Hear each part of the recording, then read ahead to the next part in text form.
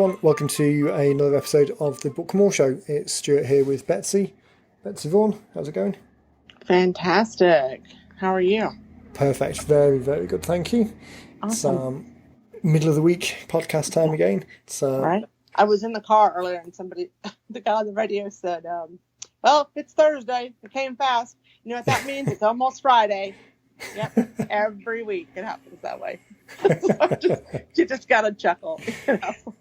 So today, follow up on an email that went out on the More Cheese Less Whiskers stream. Anyone that's opted into that list, we refer to that podcast quite a bit, so I'm guessing that most people who are listening have listened to at least a few episodes. So the Tuesday email that went to that group of people was talking about book titles, and we were talking about the 5 most effective type of book titles. That led to a couple of calls and questions. So I think today it's going to be worthwhile to dive into those 5 categories and look at in a bit more detail what, from our perspective, is kind of the 5 most effective types of book titles to kind of capture that person's attention as your book titles passes their stream of consciousness, their Facebook feed or Instagram, or it's on a desk somewhere. We're going to talk about the 5 most effective types of titles that capture their attention and really get people to say, I want that. Sound like a plan? I think it's a great idea. I think we could have this title conversation every single day of the week around here. We do. It's a constant conversation. It's a constant. I think probably in my email box right now in my inbox, there are probably 3 emails that people have circled back around. They've come on board. They've done their recordings. They've reached out to Susan. Hey, what do you think about this? And then Susan kind of goes, I like it, but let's ask Betsy. So there's a couple of those going around right now. So we kind of, put our 2 cents in, or maybe we have a title, but then there's the question of subtitles. So we talk a lot about titles around here. And so yeah, let's dig in. Perfect. So it's really the most important part. We talk about this in the Book Blueprint scorecard, the Book Blueprint mindsets that we've got. The title and subtitle is right up there at the top as soon as you kind of dialed in that single target market. The title is really the thing that captures someone's attention.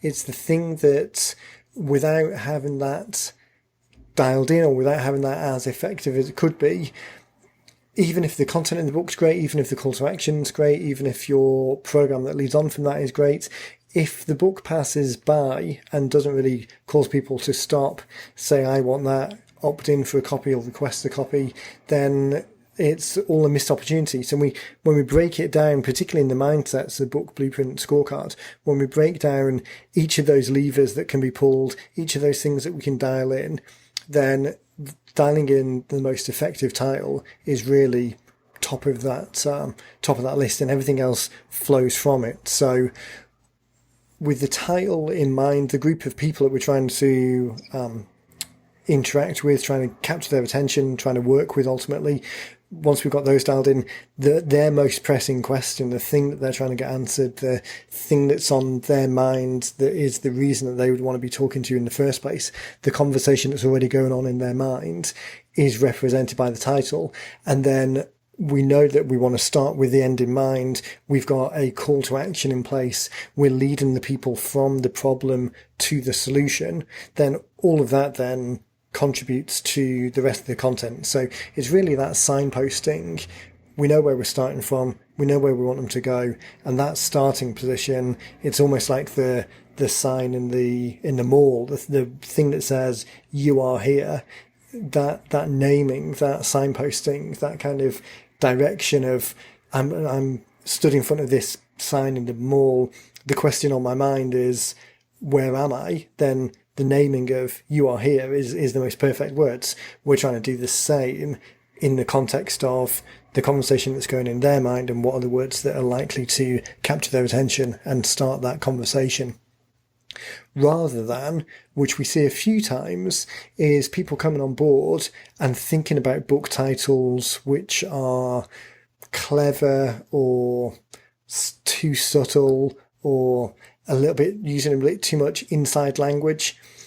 The kind of open-ended question, that kind of unfinished thought title, which works where the book is the product and you want to sell the book. So in a bookstore where you've got a whole shelf full of books, having a title that's clever, or it's makes a suggestion about, not so much a suggestion about the content, but I can't think of a better way of describing it than kind of clever in air quotes. But those titles that don't necessarily indicate what the content's about or the solution or these 5 things that we're going to get into in a moment. We sometimes get people coming in with that mindset. There's very much at the moment a feeling of having one-word book titles, because when you look on the bookshelf in the bookstore, that's very common. It's very kind of the moment. The issue with that is that the book isn't the product. You're not necessarily trying to sell the book. You're using persuasion techniques and tactics to start the conversation and lead people on to the back cover copy and the next steps. So at the moment, that seems to be something that we're seeing quite a few times. People are getting very influenced by New York Times bestsellers and biographies and book titles that don't necessarily do what we're going to talk about here. So just before we get into it, I just wanted to set that up as a kind of a comparison. What we're looking for is the most effective book titles, knowing that this is part of a bigger funnel, not necessarily the most effective book titles if you're looking to sell a book and have a book on the shelf in the bookstore. So far, so good. So far, so good. All right. Perfect. So the first one is name it and claim it. It is. Sorry, I paused then because I wasn't sure whether you were going to jump in with it or whether you were waiting for me to. I went for it. Let's go. Go ahead. Okay, so name it and claim it. This is, we've got a field guide, a report that we wrote a while ago that I'll, as you're receiving this, if you're on our email list, so you got the email about the podcast, it'll be linked in the email anyway. If you haven't got that email, if you're just listening to this, then head over to the 5 book titles formulas. Tripping over my own words. Head over to the 5 book title formulas.com and then you can download a copy of it there. So the name it and claim it category is really one of the first that springs to mind. It's one of the easiest to think about because there's a lot of books out there already that really kind of put a stake in the ground and claim a whole genre. So I was talking a second ago about Persuasion. So that's Robert Cialdini's latest book. Persuasion as a title, although it's only one word, so I guess I'm contradicting myself a little bit from what we said before. But actually that is a good point because although we were saying one-word titles are very de rigueur and aren't necessarily what we're looking for, Persuasion as a title kind of gives you all the information that you need to know, and then it's supported by a strong subtitle as well. But it gives you a lot of information within that. So as with everything, it's not strictly the case all the time, but validate at every step, kind of validate what you're doing and that you're doing it for the right reasons. So the name it and claim it ones are really sticking that stake in the ground and claiming that category. So another one that we talk about a lot is Financial Peace, the Dave Ramsey book, super well known because of all of Dave Ramsey's work. But that genre defining title of Financial Peace, A, it does what it says on the tin. It's obvious what the book's about. And B, it really claims that genre. It's a title out there that sets a stake in the ground and immediately allows you to know what it's about and immediately kind of ring fences that area of business. It's not always necessarily clear what the solution is. It's not necessarily always an answer to the problem, but it's words in there that kind of set the scene. So another huge example is the 4-Hour Work Week. So again, it's a title that names and claims that whole kind of industry to a certain degree. Our own book, The 90-Minute Book, does the same. It kind of doesn't, it gives an indication of what the solution is, but it really names in a specific way, and I'm kind of sat here in front of the microphone or stood here in front of the microphone doing air quotes around these particular titles because they are defining in their own right. The 2-Week Divorce is another book that we had recently. The Adult Acne Cure is another one. All of these things are naming and claiming that particular genre. Does that make sense? Yes, absolutely. So I think those ones, if you've got something that, that's a good example. If you've got a program, if you've got something that as people start to work with you or people who are in your sphere of influence already would know it as your thing. So Breakthrough DNA, Dean's book talking about the 8 profit activators. If you've got things that are, you can almost try and kind of think of them as trademarks, I guess. They're things that are very specific to you that you're able to name and claim, and they're not contradictory with something else. They give some indication of what the solution is. Those are great elements that form great book titles because it's almost self-supporting. It's in an environment where both the words make sense and the words as a phrase or as a trademark or as a statement that's associated with you. All of those things help, and the book then helps support the rest of that funnel, and the rest of the funnel helps support the title of the book because they're kind of self-referential and they're building on themselves. I was looking through as we're going on. I'm going to get the gallery up and try and find some more examples in the gallery, but my computer seems to be using all of its power at the moment to power this call, so the browser's been a bit slow, so we'll loop back to that in a second. Those name it and claim it ones, I think, are ones that spring to mind very easy for people. So often as we're talking about it with people, it's very often this category, which is the first one that springs to mind. This one, and I think the fourth one, when we come to it, are the two that are the most obvious for people. So as you're listening to this, as you're thinking about your own book title, that bridge, it really works well, where there's that bridge of words that are in there that give a suggestion of the solution. So again, financial peace, anyone that's in financial turmoil, anyone that's in financial stress, that's going to resonate with them. And it's a phrase, a kind of a term of art that is then becomes claimed. Anyone that's not in financial stress or is in stress in a different way, is looking for peace in kind of like well-being peace, they're not going to resonate with this, and this isn't the group of people that you're looking to interact and engage with. So it ticks a couple of boxes. It highlights and identifies and allows people to self-select and gives an indication of the answer and the future and the solution, all within this title that becomes its own kind of term of art. The next one is a little more straightforward, but it isn't necessarily one that people think of as a book title to begin with. So the second one is a category called Just Do It. And although it's relatively obvious when we start talking about it, these for some reason are a little bit more difficult for people to grasp and run with.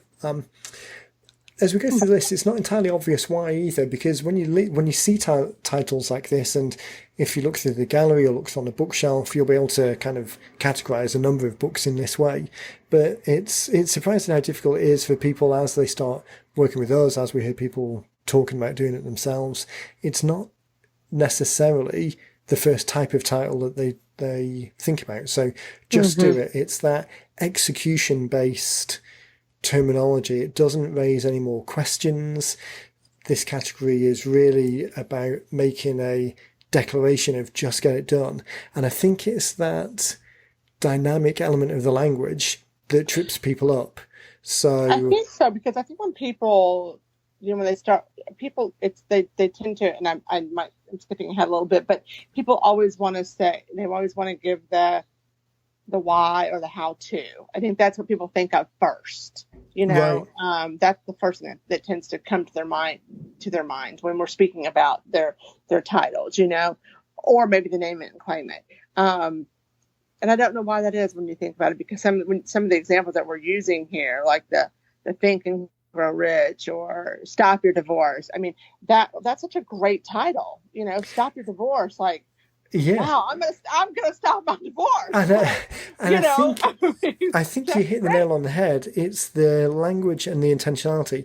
I think so much in the marketing, when you're thinking about marketing and thinking about engaging with people, we do it ourselves. We talk a lot about kind of joining people in the conversation that's already going on in their head, positioning the book so it kind of intersects with that question that they're already having.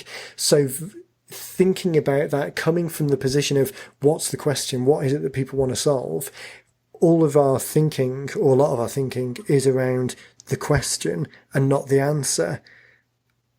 And I think that's maybe where some of the, not disconnect, but that's where it's another step of thinking. It's another kind of circle of thinking to think about, okay, what's the answer and how can I position the answer, and not what's the question and how can I position the question? Mm-hmm. Because we absolutely want to be answering the questions. We absolutely want to know what the questions are, because if the answer that we've got isn't the answer to a question that they're asking, then it's less effective. But because we talk about spending so much time on the question end, we forget about the answer end. And these Just Do It book titles are very answer orientated. So there's another list here which I'll read through in a second, and all of them are about the outcome, the solution. All of them give you a warm, fuzzy feeling. It's almost like the Jeopardy approach of here's the answer and then kind of backs off for the question. So, Yeah. like you were saying, Stop Your Divorce, perfect example. Dean, in the field guide that's linked in the email, talks quite a lot about the work that he did years ago now with Eben Pagan. So Double Your Dating and Catching Him and Keep Him, both books that came out, I think, in the early 2000s. But when you talk about Double Your Dating and Catch Him and Keep Him, they're both very kind of emotive and solutions driven, and you can very clearly see how this would answer the question that you're having. It's not how to perfect your dating or the best dating methodology or Eben's dating plan or anything that would be a name it and claim it type title or a how-to title, which we'll get to in a minute. But it's that answer, it's that solution. So I think this is why people don't necessarily jump to these title options. I think it really is because we spend so much time, or we spend a lot of time talking about what's the question and what's the problem. It's that thinking that gets locked in. So when picking which title to best address, I think the exercise would be to take these 5 categories, see if you can write 1 or 2 potential book titles in each of the 5 categories, assuming that they're all relevant, but make an effort for each of them, and then give it a day, come back to it, let your brain percolate, let the titles kind of sink in a little bit, come back to it the following day, and then assess the list again and see which one is really kind of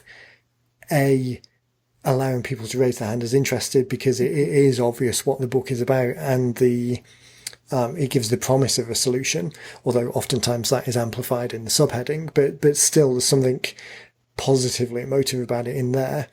And then it's less about which of the 5 categories is the most effective, but it's which of the options within the categories you've managed to create that are the most effective, if that makes sense. Mm-hmm. Yeah. A couple of these other examples that we've got in the field guide then for the Just Do It, it's Maria Forleo's has one called Make Every Man Want You, Lisa Sasovich's Boost Your Sales, Ed Dale's Make Your First Dollar, and the titles that we've got from people that we've worked with, Hypnotize Your Husband, Drop 3 Dress Sizes, Double Your Income.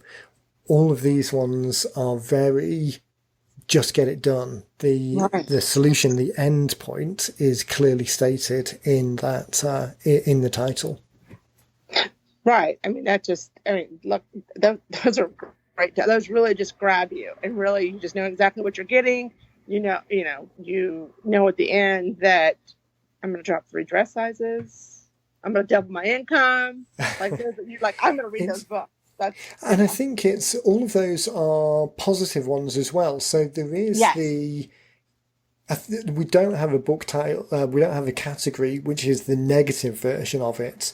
So I'm going to fall into the trap now of not being able to think off the top of my head of what opposites would be.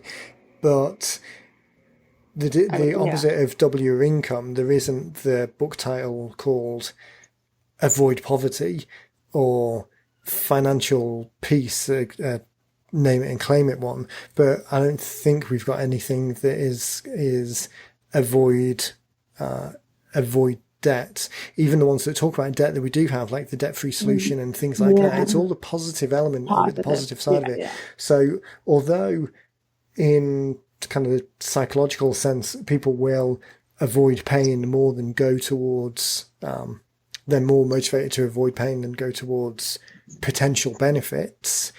That doesn't necessarily correlate here.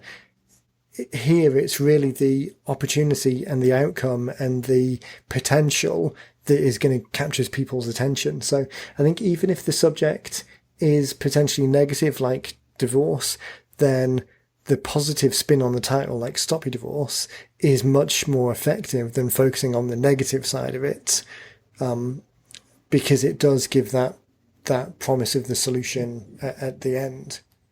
Yeah, you know what? I was just thinking, we have one that's not on the website, and I was thinking about Stop Your Foreclosure. It just went out. That's another one. I mean, it's a horrible subject, but if you're picking up this book, if that's something that's coming, that you're dealing with in your life, hey, I'm going to figure out how to stop my foreclosure. But it says exactly what you're wanting, what you're needing, and it's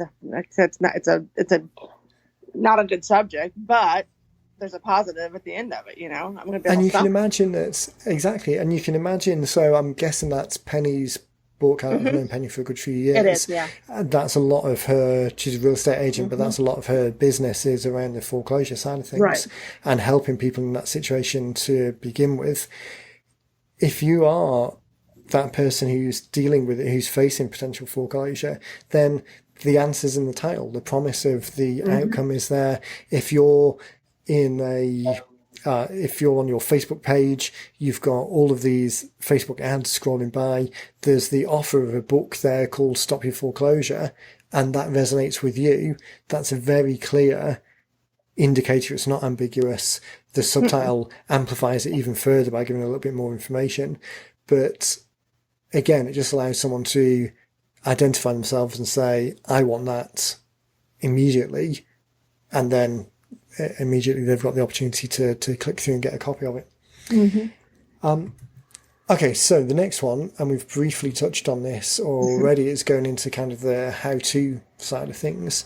So this is straightforward because the words how-to are pretty much in every one of these titles. This is a subject, as a title rather, category, is interesting because the majority of these titles could actually be reworded and fall into one of the other categories as well. So why you would choose how to rather than, so how to stop your divorce rather than stop your divorce, or how to double your dating rather than double your dating, I think the how-to ones are best served where it's a little more specific and there's more actionable steps in the content. So this requires a little bit of, we say as you're writing it, to start with the title, know what the back cover copy is, and then the content goes from there. This one is a little bit circular in that respect because knowing a little bit what the anticipated content is might help influence the title. And of course, titles can always be changed before they're published, but knowing more specifically what the nature of the content is might help you to identify the type of title. And if you've gone through the exercise that I just suggested of taking these 5 title types, these 5 title formulas, and then writing a couple of titles in each of the categories, then having that list as working titles, as potentials, and then circling back to it afterwards, you have dialed in what the book's about. You already know kind of what the subject is. You know who the group is that you're trying to associate with. You know what the question is that you're trying to answer. It's just the specifics on the words that you're trying to dial in. So don't kind of hold everything up from moving ahead with the content just because the specifics on the title words aren't there yet, but definitely know what the title is in its subject before you move forward. So let's give a couple of examples and it will make more sense. So ones that we've worked with in the past: how to be the best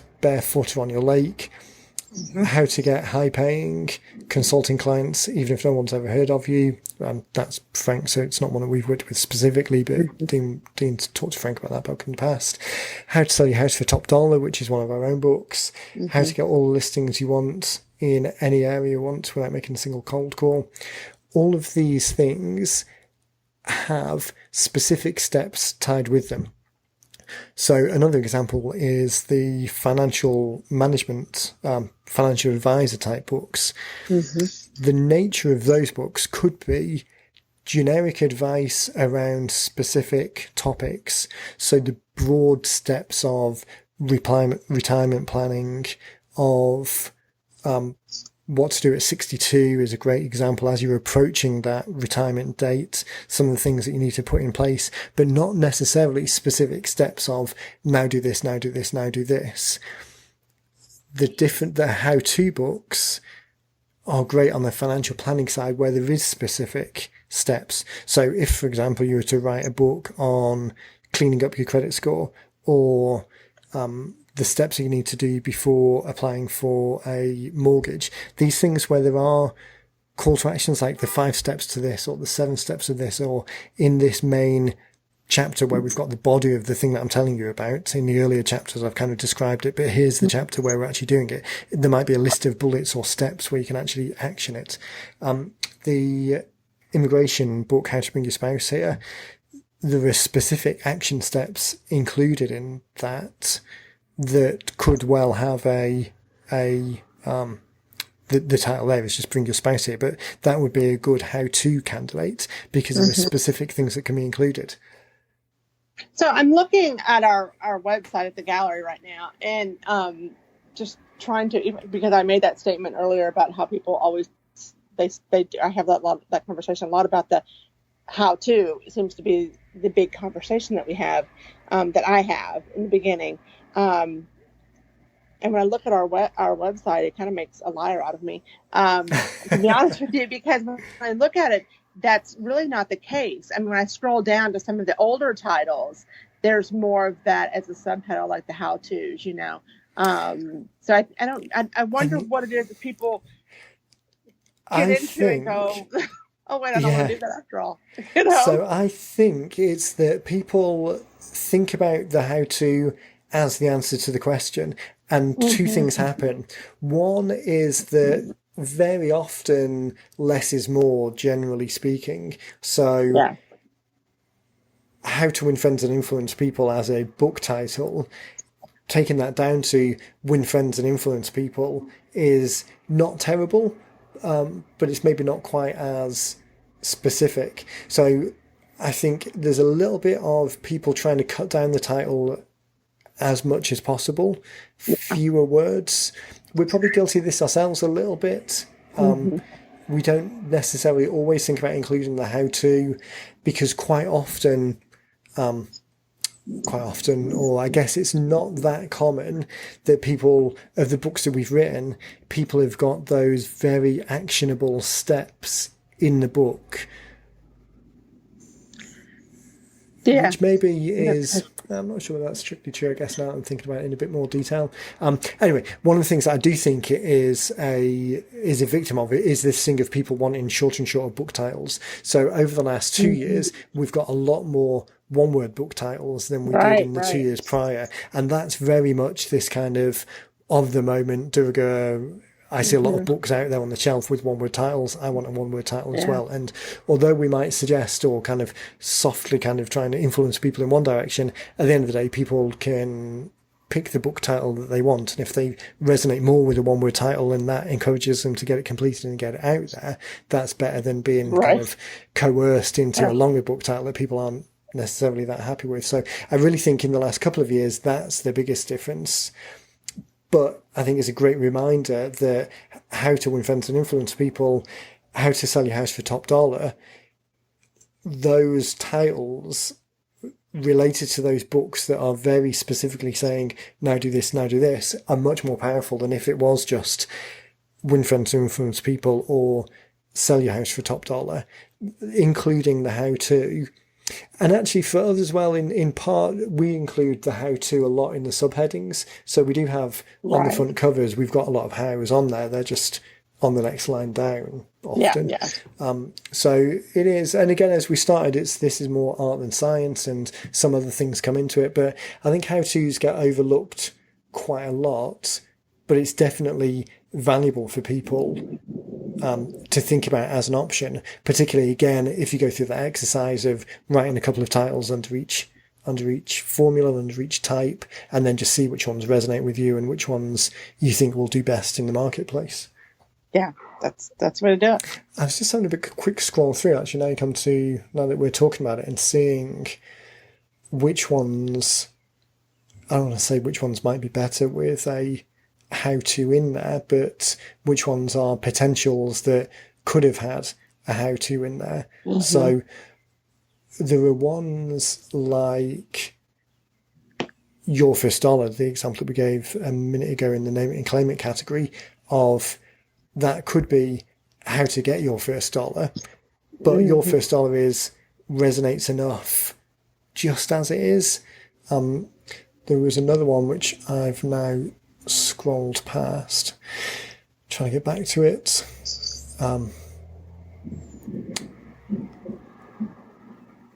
Okay, this is making for great audio listening to me scroll. Right, I know. Okay, as we're talking, I'll see if I can get back to it. But there was a great example of one that would have been a great how-to, although the current title is fine as well. But the content was more specifically, it was more specifically instruction based, or there were very specific action steps. So I think that's the key thing to take away. Including the how-to on it, where there are action steps, is more specific, and it might be where it appears in your funnel as well. So if you're looking to use the book with people that are absolutely cold leads that you don't know at all, and you're introducing a subject that is not so specific, it's slightly more conceptual, the book is more of a manifesto about a subject, then that's less of a candidate for a how-to, because it's not, A, the people don't know you so much, B, kind of just at the stage of you introducing the subject, it's not that your relationship with them or their understanding with the subject is good enough to just say, okay, here's some action steps and execute. They're a little bit further up in the funnel. So what to do at 62 versus how to secure all the money you need for your retirement. They're two separate things. What to do at 62, people are earlier in the funnel. They're thinking about retirement. They're not there yet. How to secure the best annuity might be a UK term, not an American term. How to secure the best retirement plan. The actual funding of it when it comes out, that's more execution. When people are closer to being 65, they're closer to being actually retiring. They're at the point when they're making decisions that will affect them. So that's more of a checklist type scenario. Yeah. Does that make sense? Yeah, absolutely. Yeah. Okay, so let's jump on with the next one. Again, I mentioned as we were getting into this that if you're on the More Cheese Less Whiskers list, then you probably saw a link to this report already. If you're listening to this because you receive our emails, I'll link to this report directly in the email, so grab a copy from there. If you're listening to this just through the audio, you're not on any of the lists, then head over to the 5-book formula, the 5-book title formulas.com, and you can download a copy of the field guide as well, which gives a little bit more explanation and groups all of the example titles that we've got in one place. So rather than don't worry too much about following along here, grab a copy of the field report and you can see it all on the page at the same time. Okay, so the next one is information gold mines. Now, this is a super interesting one, and I think this is very powerful and very underrated if it's applicable for you. Information gold mines are where you have access to data that the consumer, your ideal customer, the people that you can help and work with the best, you have access to information that they don't necessarily have access to, or don't have easy access to, or don't have an easy way of interpreting it. So some of the examples, and hopefully you'll quickly see what I'm talking about, are things like the 2018 Social Security Benefits Guide, or the 2018 Lakefront Homes Pricing Guide, or the 2018 US Hockey Scholarship Guide.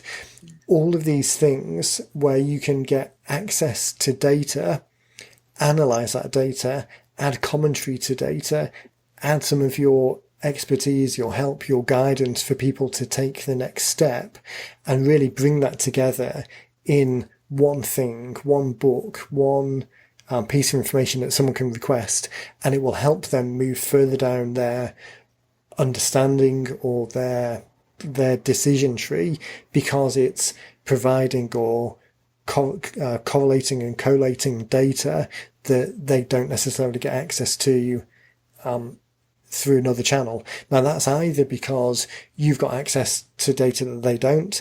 It might be proprietary data within your business that you can see and no one else can see because it is your business. It might be data that's provided through a professional organization that the public don't get access to. MLS data is a good example of that. It's the type of stuff that as a realtor you've got access to a broad swathe of information that the general public doesn't get to see. All right, so very specific organization information. That's obviously Winter Haven Lake Homefront Price Guide, the Tampa Copywriters Association Guide. Yeah, so depending on what business you're in, so the real estate example, the pricing analysis of what's sold and what's the price that places are selling for, how much off asking price, above or below, the time to sell, the number of properties on the market, all of that type of data that over time you can collate yourself, or immediately just from the MLS you can get do an export and analyze that data and add some commentary to it. I mean, the key thing really is your opportunity to add commentary to data that's out there. The data that's out there is less important in one way, although obviously it's the key thing that people are interested in, so it is important, but maybe what it is less important than your opinion, your perspective that you put around it. Okay. If you're a financial advisor, it might be around, again, use the UK example of annuity rates, which is the interest rates that a pension fund will buy. And then you get, depending on what the annuity rate is, that determines how much income you'll get from your annuity over the lifetime of it. It might be mortgage rates. So if you're looking to refinance, how mortgage rates are moving over time. It might be, if you've got access to bank lending data and how many loans are being made, and banks lending criteria, if you've got insights into that because that's the business that you're in. The Tampa copywriting thing, it might be if that organization is relatively big and they collect data themselves, then you might be able to do some analysis on open rates on certain email headlines. If you're a florist, it might be, going back to that old example that we keep coming back to, it might be the price of different types of flowers over different times of the year. So if people are looking for choosing wedding flowers, then knowing that roses in February around Valentine's Day are 10 times more expensive than they are other times in the year. All of these things where there's data that is not secret but is difficult to come by. And then you've got the opportunity to use that data, combine it in a way that's useful, add more value to it by adding commentary to it. Then that type of book, the category that kind of brings it all together under the heading of information gold mines, allows you to create something that people are going to resonate and want because it's difficult for them to get elsewhere or impossible for them to get elsewhere. So it doesn't have to be kind of bespoke private kind of industry only data either. It could be something that's publicly available, just maybe you're correlating a couple of different sources together. So, I mean, this is a stupid example, but it doesn't make any sense, but you could correlate the seasonal temperatures with the average selling price of lakefront homes in Windhaven and write a book about how the average temperature affects the selling price, and therefore you might want to look to buy or sell depending on certain climate change projections. I mean, that as an example isn't particularly useful or realistic, but it gives you the indication of different sets of data that you can get hold of. You might be able to combine it, or you might know of a way people might always be asking, I can't think of an example to back it up off the top of my head, but people might always be asking for data that you know combines in a certain way. And if you can write something that supports that, you know that it resonates with people because it's often a question. That data is perfectly publicly available. It's not secret data in any way. Anyone could do it. It's just that no one else has. So it doesn't have to be secret data. It's just bringing it together in a way that no one else has, and then adding your opinion to it, adding some useful suggestions, advice, guidance, and giving people very clear steps, a call to action in the next step that allows you to identify them because it gets them to raise their hand, and it starts the conversation in a way that you can then lead on away from the book and towards that kind of conversion to being a customer, or not even a customer, but just helping them in a way that started by creating this information goldmine book. All right. That's an interesting one, because I think that is one that isn't so much thought about. The other reason that, or the other way that comes up is around kind of field guides and reports and annual assessments from other industry bodies. So if you are thinking that, that might be a good idea in my industry, but I can't necessarily think of what it would be, then look at what industry bodies are doing around certain times of the year. Retail times of the year might be around Black Friday and things like that. Florist industries might have spikes around spring. Home real estate agents might have spikes around spring.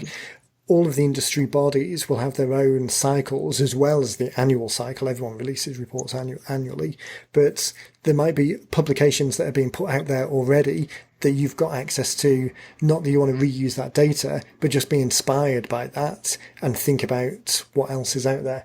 I mean, look on blog posts as well. I mean, the amount of link-baity type blog things that people put out there, listicles or industry trends, there's no shortage of ideas.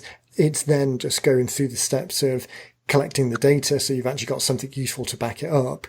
And the main thing is having an opinion about this and a reason why it's important and a question in the customer's mind that it intersects with about why they would even care in the first place. But I think this category is one that's overlooked compared with some of the other ones that spring to mind a little bit more regularly. All right. Yeah. Okay. So the last one is... We've got one more. All right. The question magnets. Yeah. So this is one that people resonate with quite a lot. But again, they don't necessarily think about, because we think about terms of what the questions that people have, but then quite often we'll go on to either answer them in a particular way, and then we go back to the titles before where we're kind of posing the answer to a question, not necessarily the how-to, but the answer to the question. Mm-hmm. But they're written in such a way, or we're answering the questions in a way that is pretty specific. And this actually is the way that we suggest that most people do it. Pick a subject, dive deep into answering that subject, and then always give people the opportunity to find out more and take the conversation a little bit further. This one, the question magnets, gives the opportunity to do it in a slightly different way, gives the opportunity to answer some questions, but maybe answer more related questions to that one subject. So it's not like a big Q&A book where you just kind of listing a whole load of questions and just giving short answers. That's not quite so compelling. There's a little bit more thinking to it than that, but it's starting with a main question and then answering that next sphere of questions out. So a great way of creating a book like this, if you've got a support organization or if people are emailing you in with questions about your product or your service, or there's questions once they've onboarded, a great way of creating a book like this is to assess what all of those are and then group them together into the similar subject and then write the answers to provide the answers to all of those questions, but under the banner of the one particular thing. So let's look at a couple of titles because it'll make a bit more sense. So one of the popular traditional books out there is What to Expect When You're Expecting.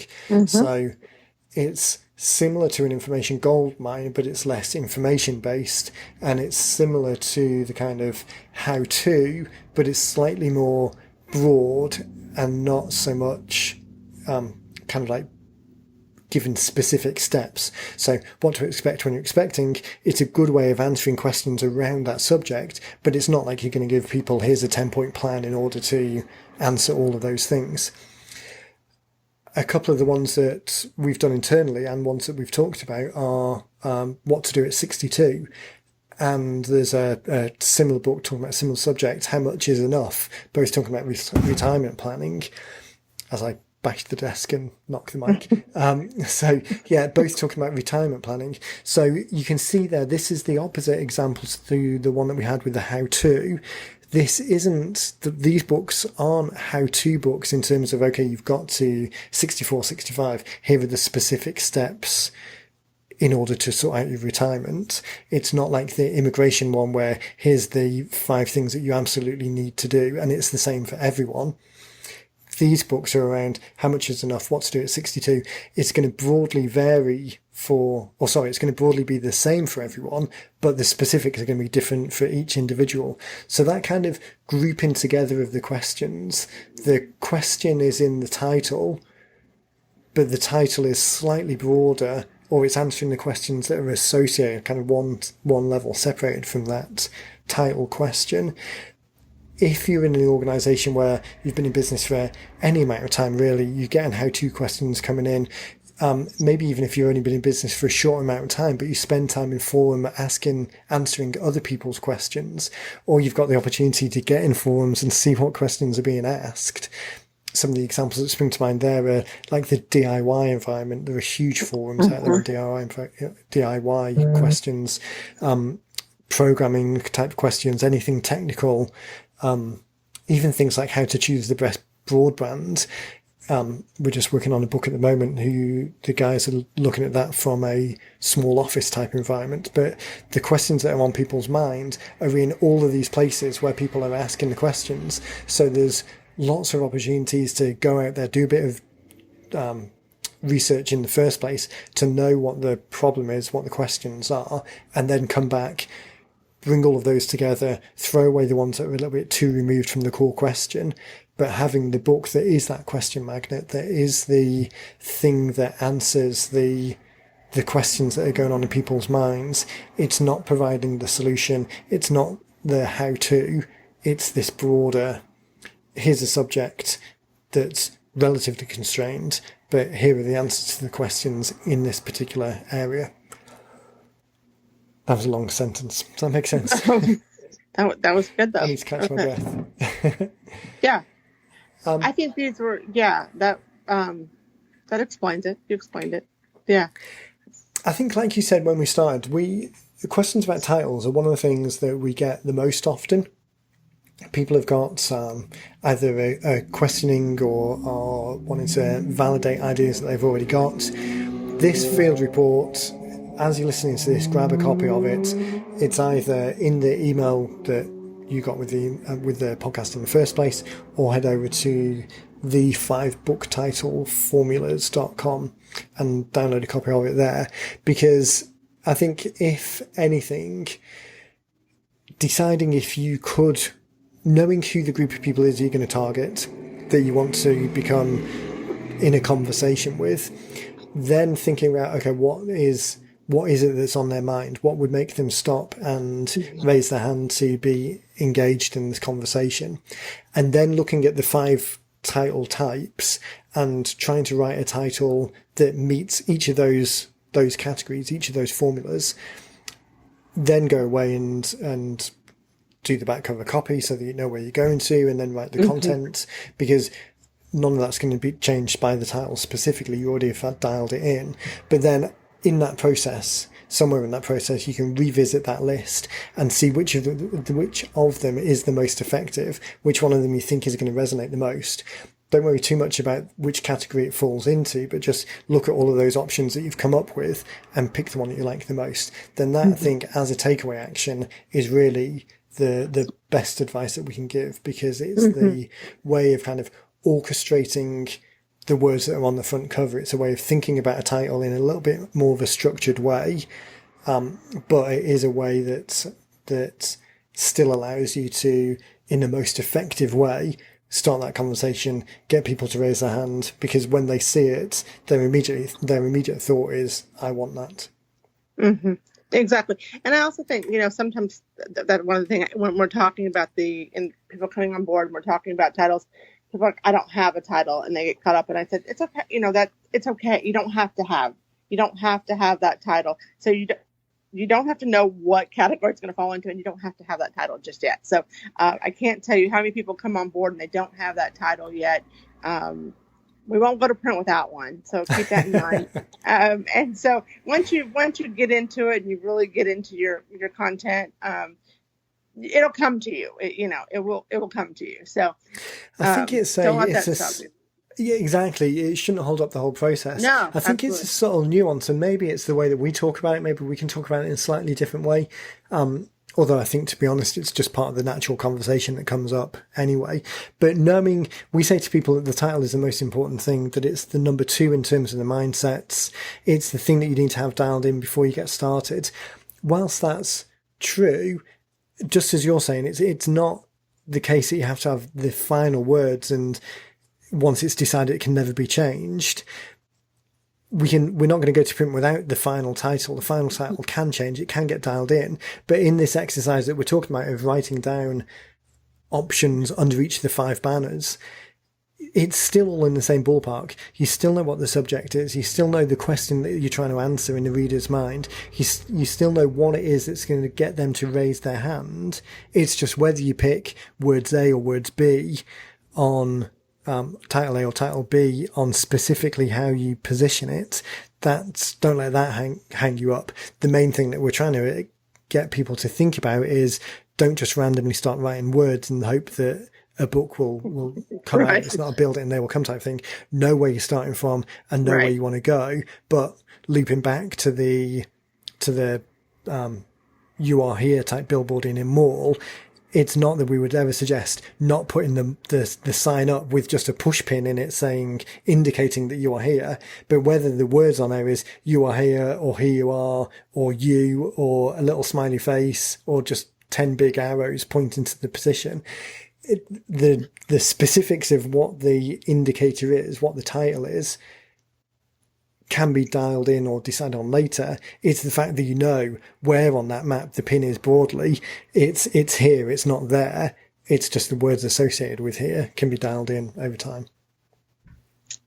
Exactly. That analogy made perfect sense in my head, but I'm not sure whether that got lost as it came out of my mouth.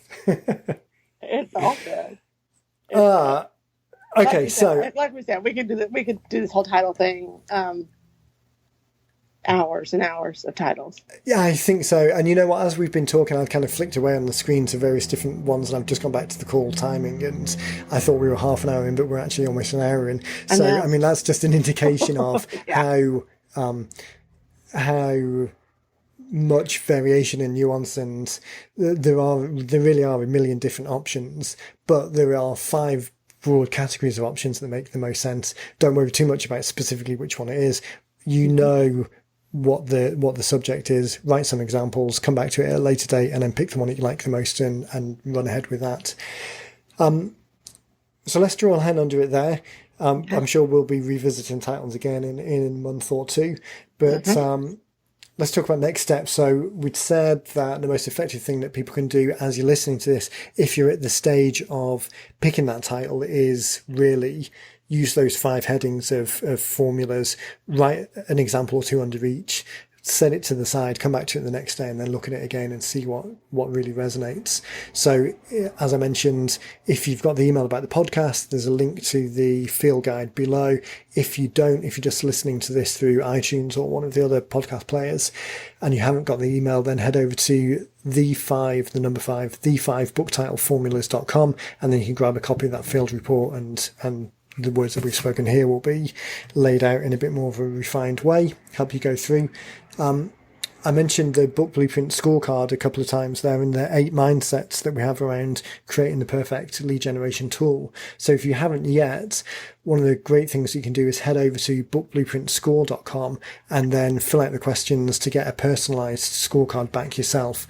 And across those 8 mindsets, you can see where there's opportunities to dial things in a little bit or pull the levers a little harder to really make a difference and kind of get the most bang for your buck once you've got it written and out there.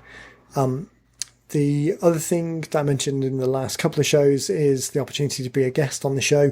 So we want to get these Q&A type shows up and running a little bit more. We've got a couple in the pipes ready to come through. But if you want to be a guest, and then we can talk through plotting the ideas for you, specifically for your book, whether it's the title or whether it's the content or the call to action or how you're going to use it, the funnels in which you can use it, just head over to 90minutebooks.com/guest and fill out the little form on there, and we'll be in touch to get a call scheduled and be on the show. And then lastly, the easiest way, as we've said before, is for us to do it for you. So if you are ready to get started, then just head over to 90minutebooks.com, follow the get started links, and then we'll be on hand to walk you through all of this and get your book created for you with you just being able to concentrate on the content and not all of the other necessary bits and pieces that go along with it. Very good. I think that's it. Anything that we've missed? No, I think we got it. And if we didn't, we'll catch it next time. I'm sure. Perfect. Okay, well, thanks, Betsy. Thanks, everyone. And we'll catch you in the next one. Always a pleasure. Take care. Thanks, guys. Bye. Bye.